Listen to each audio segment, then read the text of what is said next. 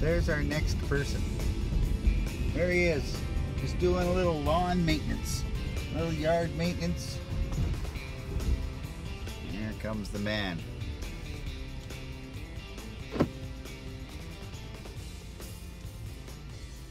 Come on in, Bill.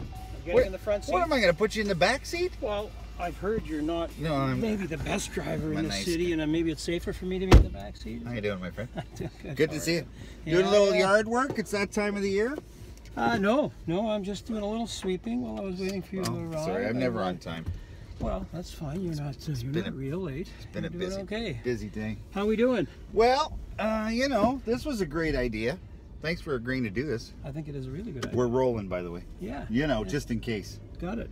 Where are you taking me? What are we doing?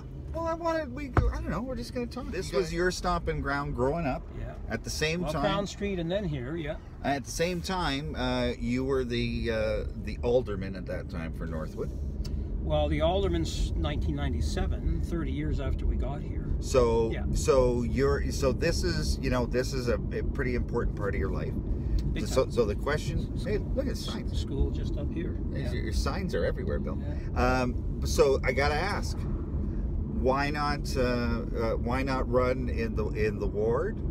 What's the appeal to the mayor's chair versus the ward? Your ward seat gets one vote like the mayor does? Yeah, it's all good work, right? It's all good work. I think that you raise a good point where here's the old Churchill High School, right? So this was almost brand new when we first moved into the corner store, and now it's being replaced by a new. This is one of the jobs that we supported in my former life as the MVP of a $30 million project. Huge job. job. The mayor's job, you're right. A lot of people maybe are thinking that the mayor has a bit more when it comes to votes influence than other councillors. We all get one vote on all issues. But I do think the mayor has an opportunity to provide some leadership. You're seen by the community for certain as the voice of the community, as the face of the community. You're speaking often on behalf of council. You'll get a lot more attention, generally speaking, from the media, and I think there is an opportunity there to lead. I would, if I was successful, very much look forward to being involved and providing a leadership role in terms of the work that would need to be done with the other levels of government when it comes to advocating for the community. You have that connection with the other levels, and we'll talk about that later. But as a leader in a mayor's chair, what would be your biggest change over how or what the current leaders have done, and even Mayor Hobbs for that? In that case, what is different about how you would lead versus how it was done in the last 8 years? Well, I'm not going to frame it so much as me being different from someone, but I can only tell you, what I would try and do if I was the mayor. I think it's just really important. A few things. People expect, I think, from the very beginning, they expect the leaders, not just the mayor, but certainly the mayor, to show and act with a certain degree of professionalism and civility. After all, you are, as a group, the mayor more than the others perhaps, the face of the community. I think that is ultimately very important. People want that and they expect that. The reputation of your community is very important, and the mayor is part of framing that reputation. But on top of that, if you're asking, what my approach would be, I think it's really important to speak your truth. I would come to the job with no agenda, nothing more than simply try and do what's best for the city at all times and speak your truth. Now, that's not always easy to do. I think there's lots of people who have done political work in their life who, and I don't mind saying this, I've run across many in my 21 years who I think focus perhaps a bit too much on re-election and on being popular. Quite frankly, that's very repulsive to me. I think you really cannot do your job well, and if everybody likes you, at the end of the day, you obviously cannot be doing your job well. You need to let people know, sometimes to your own detriment, and I had this challenge within my own party for 15 years where I had my own fights internally, and sometimes probably to my own detriment, where it didn't help with my career advancement, where I was fighting on behalf of my community. But you need to speak your truth. No more agenda than that. You're here to try and do what's best for the city at all times. And I think that would be, that would be what I would try and bring to the city and to the mayor's chair for sure. Well, it would be what I would. Let's look ahead. So October 22nd comes and goes, and you're the next mayor of the city of Thunder Bay. Number one thing, the number one thing on your list. What do you want to do? What is you're sitting in that fancy chair, Bill, that you looked at for so long. Yeah, 6 years. and you think you've lived here for a long time, you understand the community, but there's always been this one thing that I think we need to do better. Or there's this one thing that I've always wanted for our community. What is it that you would, that first day that you say this is a priority? Well, for me? The work would begin before the first council meeting. I mean, I have drafted a list of a number of issues that I would begin looking to address. What's the number one issue? Well, if I was going to pick one, if you're going to make me pick one, John, I don't think you can. But if you want to, if I'm going to relate back to you what I'm hearing at the doors, it's going to be one of two.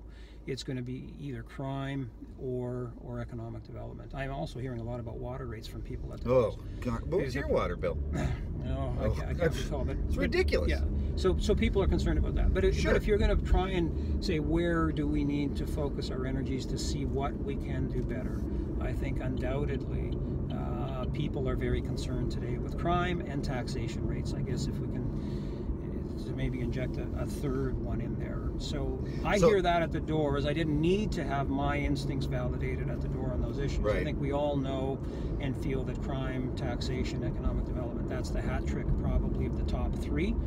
Place them in any order that you want. But I think people are very concerned about crime seems to be one of the biggest issues, and it was in the last election, and it is here. Here we are again. Yeah. What are we missing? What's missing? Oh boy, what are you missing? I mean, I'm not going to pretend that it's a simple problem to solve. I already have put two pieces out on my platform about crime. The first was about the Police Services Board moving forward with the hiring of a new chief.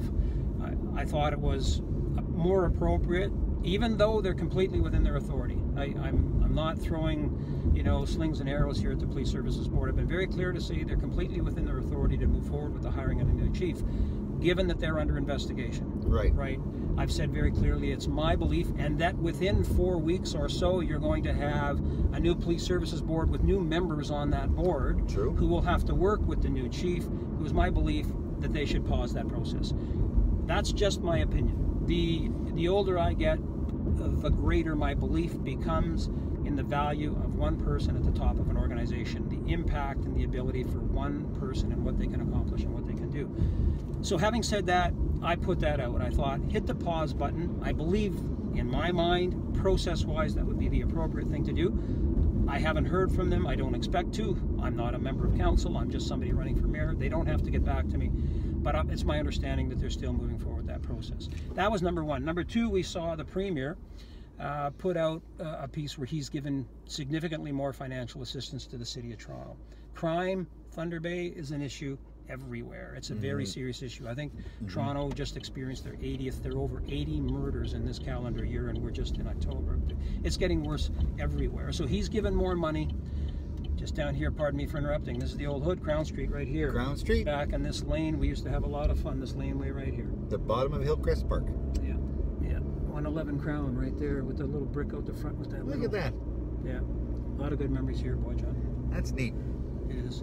So the second piece was the Premier's given more financial assistance to the City of Toronto. I support that. It's necessary. We can see what's going on. But part of what I thought instinctively was, it may have the effect of just pushing some of that crime to other places. I mean, people that are engaged in criminal activity, you're either going to catch them all, or you're going to stop them all, or they're going to move somewhere else where they think they can make money doing what they're doing. And part of my concern was that will happen, that if the City of Toronto has enhanced capacity, some of that criminal activity will be pushed to other parts of the province. So part two for me was, we need to go see this group, and we need to lobby them for similar support and assistance here in the city of Thunder Bay. This is a pan-provincial problem. It's a national problem. It's not just a Thunder Bay problem. I would add, not a lot of people know, and this is one of the things that I fought for many years ago, the city of Thunder Bay has been receiving financial assistance the province of Ontario for about 13 officers who currently are working for the City of Thunder Bay. About $700,000 to $800,000 per year. Wow. Is coming to the city. I had no idea. Yeah, times 10 or 12 years. Somewhere in the range of $7 or $8 million of financial assistance over that period of time has come to the city and the police service to support the hiring of 13 officers. There was a program under the previous Conservative government when we came in as Liberals that hired 5 officers at $30,000 a year. The city hired 5. They got $30,000 a year as a subsidy. That program was supposed to end. Our government made it permanent. So those 5, they're getting that $150 a year for those 5. We then brought in our own program. I think it was called the 1,000 Officers Hiring Program. We then brought in that program. The City of Thunder Bay hired 8 under that program. They were going to get $35,000 a year from us. We fought for and got that $35,000 doubled for the northern communities. Wow. So those 8 officers, the city's been receiving a subsidy of $70,000 a year. So $560,000 there, plus the other $150,000, so just north of $700,000 a year for the City of Thunder Bay, relief from the tax base for the hiring. So that's another part. We're talking crime, and probably there's 10 people in the city other than the Police Services Board or that know about that assistance that we brought to the community, right? So we need to spend more on policing. I see it to be underfunded. I had a meeting with the Police Association already this, I guess about a week or so ago. I'm listening to them. Whether it's spending more or finding capacity to have more people on the streets, or a combination of both. But what we know, what they'll tell you is we need more help. Yeah. They will tell you it's not working. This is a crime issue. It is a health issue. It's a mental health and addictions issue. We need to acknowledge that. And this is part of what's driving issues right across North America. The addictions issues with opioids and the mental health issues. So it's all kind of... It's not just about bad guys. It's not just about bad guys. We're talking about they sick are people. People with health issues that are doing bad things sometimes. But yeah, there are some very serious issues that are going on that are not directly, we wouldn't call directly criminal activity, but is leading to challenges for the police service and placing a demand on the police service. So it's not an easy one, but that's the second part of what I would do. So that Police Services Board and the hiring of the chief was number one, but this other part where seeing whether the province can give us similar accommodation like they have with the City of Toronto, because I do believe that the harder you work in one spot, you're going to push some of that criminal activity to other parts of the province. I believe that's inevitable. Yeah. And we already know we have a problem here. It could get even worse, perhaps. An unintended consequence, perhaps, by the Premier. So it's been good. How do you feel? Confident? John, I just do the work, right? Don't give me a political answer. No, that's Bill. not a political answer. Do you feel confident? Do you feel good? I will just do my work. I just will speak my truth. People will know what they can expect from me. And it doesn't always make them happy. I've bruised a few egos over my 21 years where people haven't been happy with my answers and my response. But you have to be prepared in this job to say no sometimes. And I think that the people that I'm hoping, whether they liked me or not, that maybe they walked away respecting me. My motivation is not re-election. My motivation is not that you like me. My motivation is hopefully you understand that we all need to have one common goal, no agendas, and that is that our decisions need to be focused on doing what's best for the City of Thunder Bay, period, full stop. It's not complicated. The decision making can be complicated, and it can seem very subjective at times. This isn't science, this isn't math. Political decisions are not easy to make, and they look muddled sometimes. But as long as your imperative and your guiding principles are what's best for the City of Thunder Bay, as long as you know and feel that in your heart when you're deciding, sometimes you're not going to make people happy all the time, but that's just the nature of the work. God bless you, carry on, and hope for the best. It's a good message. It's the real deal. It's what it is, right? Well, I thank you for doing this. This has been fun. Your taxi service is back at your door. I'm not sure I got my keys. I do. I can't break you in. I got one hidden in the flower pot. Thanks for doing this, Bill. Yeah. You know what? I wish you the best of luck. I know that you've got a passion and a heart for this community, and it shows in everything that you do.